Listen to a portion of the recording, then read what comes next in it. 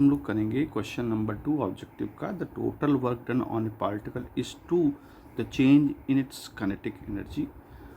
Number 1 option है always, then फिर है उसका only if the force acting on it are conservative, only if the gravitational force alone acts on it, only if the elastic force alone act on it. तो देखिए इस question में हम लोग करेंगे क्वेश्चन नंबर 2, और इस क्वेश्चन में क्या कहता है कि टोटल वर्क डन। देखिए ये वर्क एनर्जी थ्योरम है। वर्क एनर्जी थ्योरम क्या कहती है, क्या कहती है work energy theorem? Work energy theorem ये कहती है कि work done, work energy theorem कहती है कि work done by all the forces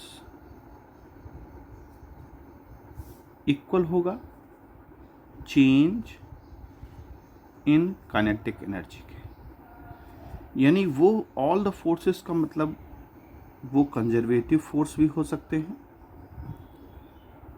वो नॉन कंजर्वेटिव फोर्स भी हो सकते हैं। जितने भी तरह के फोर्सेस होते हैं वो सभी जो है, जो भी फोर्सेस होते हैं उनकी वजह से जो वर्क डन किया जाता है वो work done change in kinetic energy के इक्वल होता है। तो यहाँ पर जो कहता है क्वेश्चन में कि the total work done on a particle is equal to change in kinetic energy, तो ये हमेशा होता है, ऑलवेज ऑलवेज होगा। ये जो भी वर्क डन होगा by all the forces, work done by all the force, all forces में सभी फोर्सेस आ जाते हैं, वो हमेशा चेंज इन काइनेटिक एनर्जी के बराबर होंगे, ऑलवेज ऑलवेज ऑलवेज। तो ये तो हो गया फर्स्ट ऑप्शन। फिर कहता है इसमें दूसरा ऑप्शन में कि only if the force acting on it conservative. नहीं, हमने तो सभी सारे फोर्स कहे हैं, तो कंजर्वेटिव क्यों आएगा? तो ये बी वाला ऑप्शन गलत हो जाएगा, बी वाला ऑप्शन गलत है।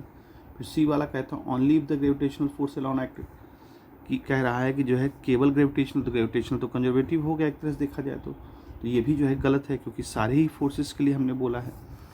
और डी वाला जो ऑप्शन है वो कहता है only if the elastic forces act on it, तो इलास्टिक फोर्स से भी हमको कोई वो नहीं है, हमने तो बोल दिया ना कि सारे फोर्स, तो सारे फोर्स में इलास्टिक फोर्स भी आ गया, कंजर्वेटिव भी आ गया, नॉन कंजर्वेटिव भी आ गया, तो ये सारे ऑप्शंस गलत हैं, केवल एक ऑप्शन सही है ऑलवेज। तो ये इस तरह से इस क्वेश्चन को हम लोग करेंगे।